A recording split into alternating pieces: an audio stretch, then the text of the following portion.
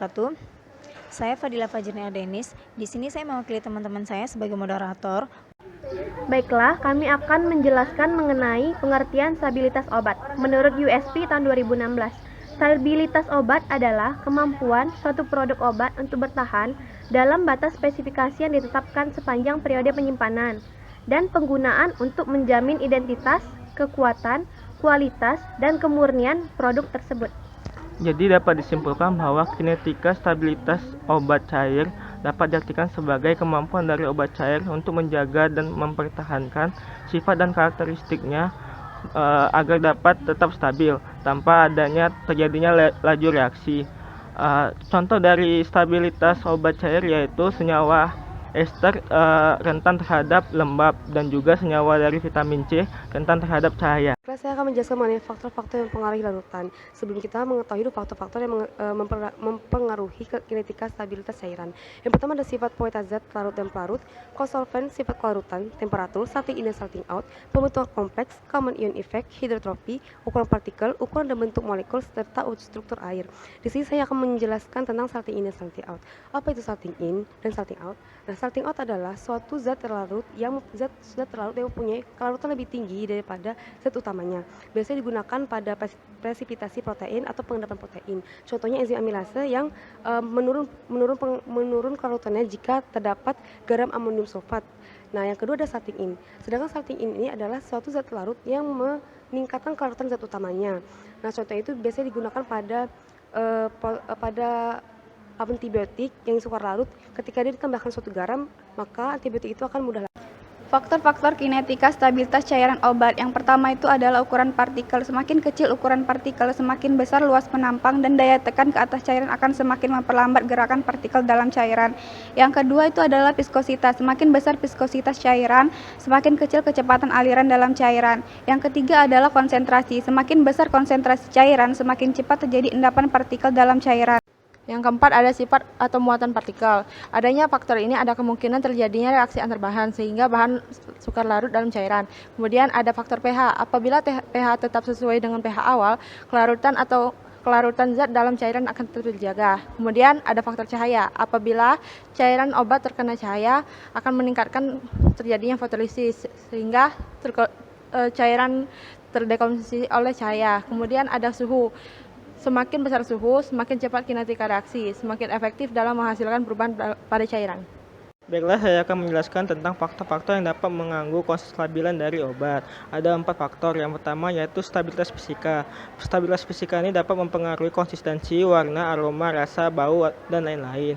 Yang kedua yaitu stabilitas kimia. Stabilitas kimia ini dapat mempengaruhi degradasi dari formulasi obat, yang mana dapat mempengaruhi potensi dari zat aktif suatu produk.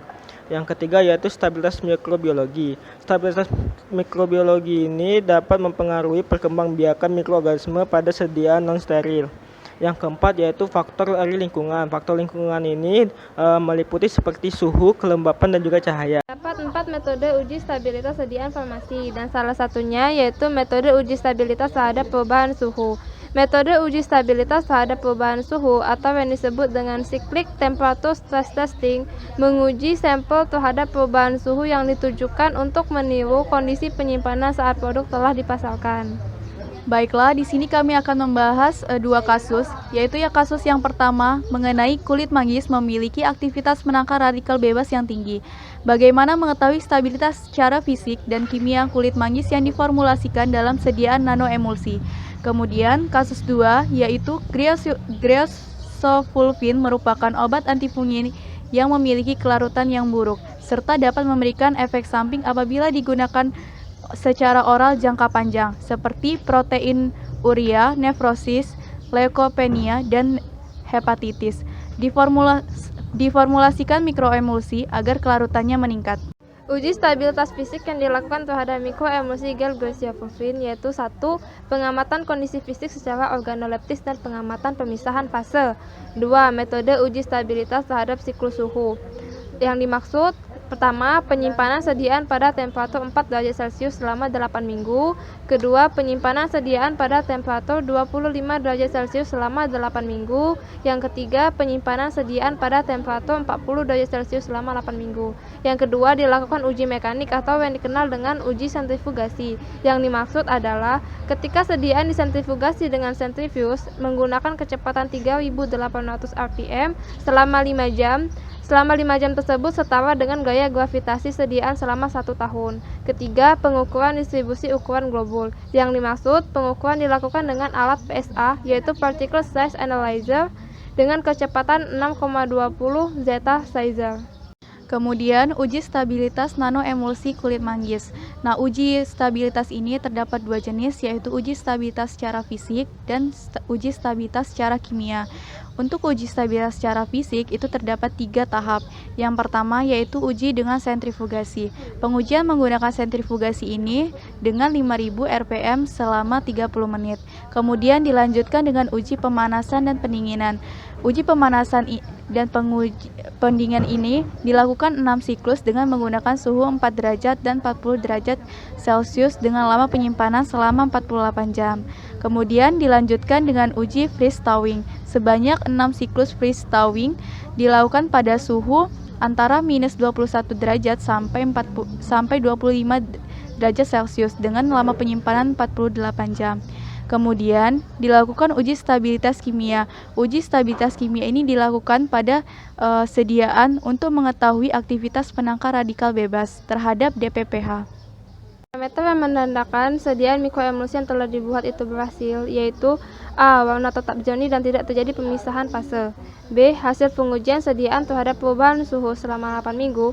Terhadap pengujian siklus time stress tersebut tidak boleh terjadi perubahan warna, tidak boleh terjadi perubahan bau maupun sineresis. Namun kekentalan sediaan meningkat. Hal ini disebabkan viskositas cairan meningkat apabila terjadi penurunan suhu. Yang C. Pengujian mekanik atau pengujian sentrifugasi dilakukan sebanyak 3 kali. Hasil uji sentrifugasi dari sediaan mikroemulsi yang telah dibuat menunjukkan hasil yang baik dan menunjukkan tidak terjadi pemisahan fase, yang artinya sediaan stabil terhadap efek gravitasi selama 3 tahun. Yang D. Kriteria ukuran ideal globul mikroemulsi yaitu 1-100 nanometer, karena emulsi dengan ukuran globul di bawah 200 nanometer memberikan tampilan transparan dan jernih. Kemudian parameter untuk sediaan nanoemulsi. Yang pertama, pengujian secara fisik tidak terjadinya pemisahan, pengendapan, creaming, dan cracking. Kemudian yang kedua, tidak terjadi perubahan harga inhibitor concentration atau IC50, yang mana IC50 ini merupakan penanda aktivitas antioksidan. Yang ketiga, uji normalitas menggunakan Shapiro-Wilk. Nilai signifikansinya lebih dari 0,05 sehingga datanya terdistribusi normal. Yang keempat, uji homogenitas, nilainya signifikansinya 0,05 berarti data homogen. Yang kelima, uji independent sample t-test nanoemulsi, nilai signifikansinya 0,05. Yang keenam, ukuran droplet kurang dari 90 nanometer dapat meningkatkan stabilitas nanoemulsi terhadap sedimentasi. Yang ketujuh, nanoemulsi yang terbentuk bening, tidak keruh, dan berwarna kuning. Kendala yang sering terjadi pada sediaan mikroemulsi dan nanoemulsi yaitu yang pertama, ukuran globul lebih dari 200 nanometer. Hal ini disebabkan karena konsentrasi surfaktan terlalu rendah dan mengakibatkan sediaan menjadi keruh dan risiko agregasi. Kemudian, yang kedua adalah perubahan viskositas. Hal ini disebabkan karena perubahan suhu penyimpanan dalam masa waktu tertentu dan mengakibatkan perubahan tekstur sediaan yang menurunkan kualitas sediaan. Yang ketiga, perubahan pH sediaan. Hal ini disebabkan karena perubahan aktivitas eksipien, terutama basis emulsi, dan mengakibatkan berkurangnya flora normal kulit dan mempermudah invasi perkutan oleh bakteri patogen. Yang keempat, dalam jangka waktu tertentu, terjadi pemisahan pada fase sediaan. Hal ini disebabkan karena pemilihan kadar eksipien yang kurang tepat dan mengakibatkan hilangnya efek terapi dari sediaan. Kemudian, yang kelima, terjadi penggumpalan atau pengendapan. Hal ini disebabkan karena pemilihan jenis eksipien atau surfaktan yang kurang tepat dan mengakibatkan sistem permukaan tidak stabil. Terima kasih bagi teman-teman yang telah menonton. presentasi kali ini. Bagi teman-teman yang ingin menanyakan tentang presentasi ini, silahkan di komen di kolom komentar.